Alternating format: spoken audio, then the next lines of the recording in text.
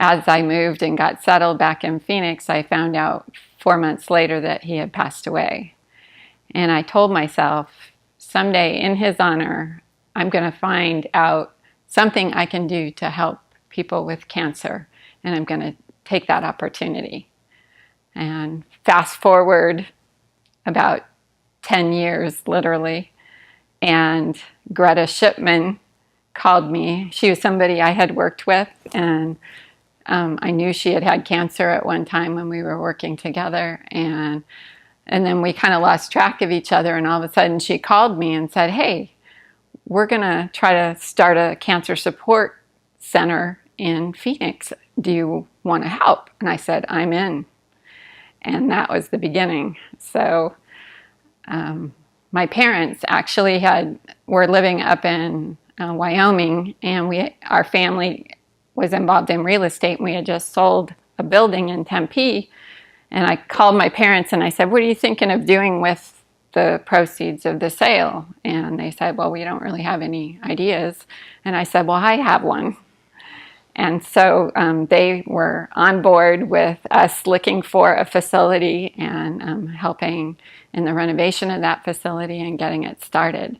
And the process of finding it was incredible. I got to meet Sue Della Maddalena, and she's the third of the three founders, and actually the first that started it all. And then Greta and I kind of took the reins to try to find a facility. And Greta's health, she had had a reoccurrence, and her health was slipping. And so we stepped up the pace and we drove all over the valley. And a friend of mine in the real estate business kept sending us things, and we heard about this property. And we literally turned down Palm Lane, turned into the driveway, and saw the 360 number and said, this is it. And Greta and I sat in the parking lot and just bawled for about 20 minutes, And it was clear that this would be a place that would really help people heal. Not just the people here helping them heal, but actually the actual place itself. So we had a wonderful architect who had lost her mother to cancer, and we had just a lot of what I call divine intervention. That my real estate friend knew a guy that owned a construction company. He came over to the house to see what we needed, and turns out that he had called his dad in California who had had cancer and said, Dad, do you know about this place, this organization, and this is what they want me to do? And his dad said, do whatever they need you to do, Bob. And it was Bob Hardison, who was one of the owners of the construction company. And their team came on and did a ton of pro bono work and just made a huge difference in the ability to get the community going. That's quite a story. Oh my God. Well, like he drove in, saw the 360.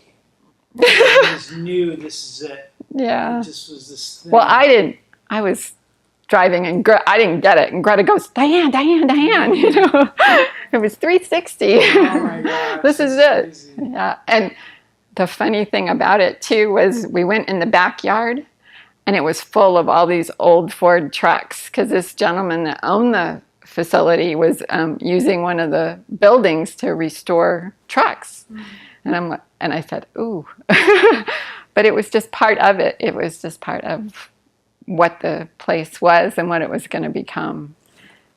So it's amazing. I mean, that's really inspirational. And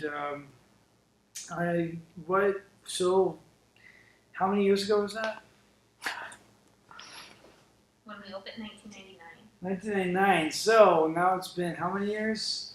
Like 15 years. 16.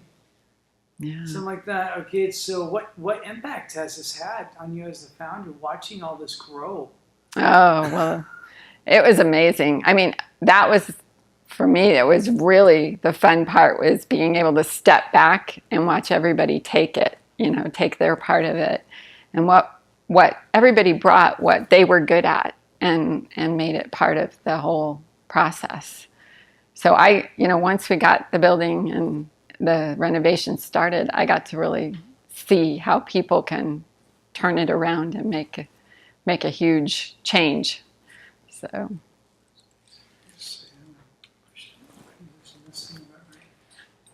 Yeah, that's what I want. Noticing that. Okay. That's good. Okay, let me find another question for you. So talk about Greta maybe a little bit more and the Greta's garden behind you. Oh, Yeah. yeah. How'd that come about? Well, I think when the house renovation was beginning to be completed, we wanted a special place for Greta to actually be able to demonstrate her presence in this. We knew she wasn't going to be with us long, so we wanted that here, and we wanted her to have a place here. Her parents loved the garden. They were here all the time. They were so cute.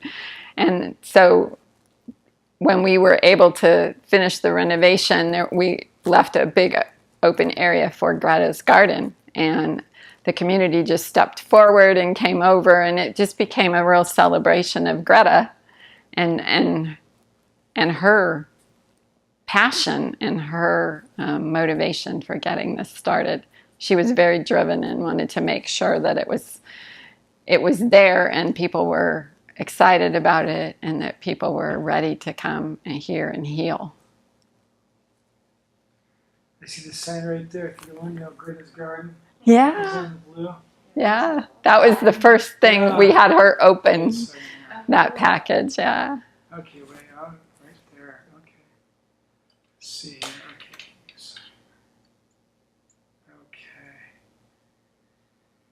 Okay, let me have you.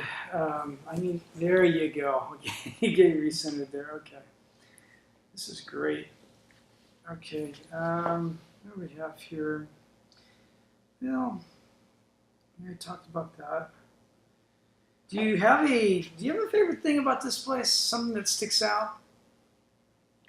The porch. I know that's the going porch to is sound. beautiful. Yeah, I know that's going to sound strange, but I think when the participants walk up to the building, they're very surprised.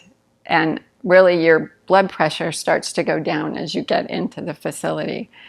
And it makes such a impression on them when they walk in that front door. This building was built in 1908, and if that building can make it through that many years and still take care of all the participants that come through here, I think they feel that. They feel that it was meant to be here, and so were they.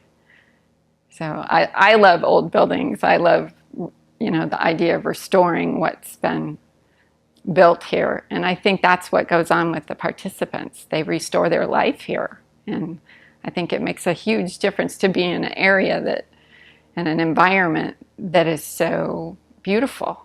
And it just kind of permeates to them. I watch people come in the door for newcomers meeting, and then I watch them go out, and it's different.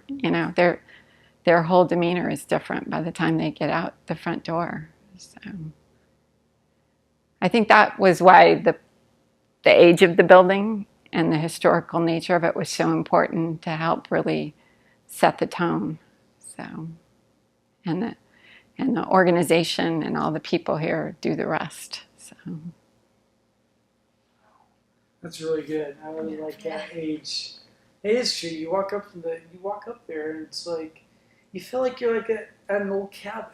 Like relax. It's vacation time. It's time to get better and heal. Yep. We had an old cabin up in Sedona. We all shared it, but it's the same style. This was way better. Well, you didn't see it when you was first there. Right. And I'm just like, Bob Hardison just went, "Are you serious?" Yeah. Okay. And you're like, no, we have a vision. Let's just make it. Yeah. And I don't know that I said it on tape, but when Bob called his dad to ask him, "Had you heard of this?" His dad actually went to a wellness community in Southern California. That's why he said, "Do whatever they want." So. And, I didn't know Bob and my friend knew Bob but didn't know that about Bob. You know, he just said, hey, he's the only guy I knew that I thought might take it on, you know. And he didn't know that Bob's dad had had cancer. And so it was just kind of that strange woohoo thing. Now, as a donor, you've donated thousands of hours and all kinds of who knows what to this place. How, what stories have you, what feedback have you gotten from the other donors after they've donated time and money to this place? Is there something that has always stuck out to everybody? It did to me because Sue Della Maddalena, who was the primary founder, and I went to visit with Jerry Hirsch. And Jerry Hirsch is a local philanthropist that does incredible work. And he actually gave the lead gift to renovate the house. And so we went down, Sue and I went down to meet with him and talk about what we were doing and what, did he have any questions? Did he have any requests of what we do? And he said, I just brought you down here to thank you. And I'm like, wait a minute, he's the donor. And what he said is, my whole life when I've had a friend that stepped up and said, I have cancer, I felt helpless. I had no way to help them. I didn't know what they needed. I didn't know how to treat them. I couldn't heal them. He said, but now I send them to the wellness community and I feel empowered to help them. And I feel like I've done something for them. So we all started bawling at the meeting, of course. Wow.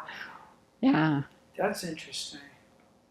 He couldn't do anything, but by donating to a good cause, to know that this is going to work, this is working, makes him feel at peace, makes him feel like he's making a difference at that point. Yeah.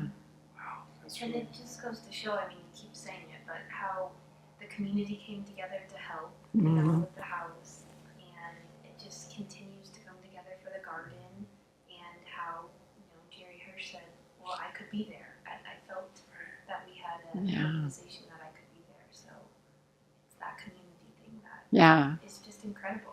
And my parents came home for one of the porch parties, and my dad's out there setting up the AV equipment and everything, but they really were touched to see all the people and get to see what had happened. And they had members of their family, extended family, that had cancer, and it just was really special to them. So. See here, favorite thing we've got. Well, I've been asking this to everybody. What if this wasn't here? Yeah, I honestly can't even picture cancer without this here. Because I think the emotional part and the healing that has to happen and the hope that they have to have has to be part of their treatment. It really does. You can't skip this. And whether you've been to other place, or whether you just tried to do it on your own, and your family has put out so much hope and health and prayers for you, you need to be someplace where you can build that in yourself too, and you can feel that.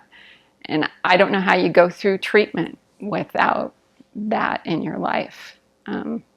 So I guess I watched my mentor go through it, but I watched him do it with elegance, and I thought, he's a very special person to be able to get through that. And he always believed in helping others. So I think it was just a nice match for a mission like this. It's so ironic to me that this mission is the one that came to me, because I just said it's going to present itself sometime, and it did. So I think this mission is so important, and I think that's why it continues to thrive as an organization, because I think people understand the importance and the meaning for it.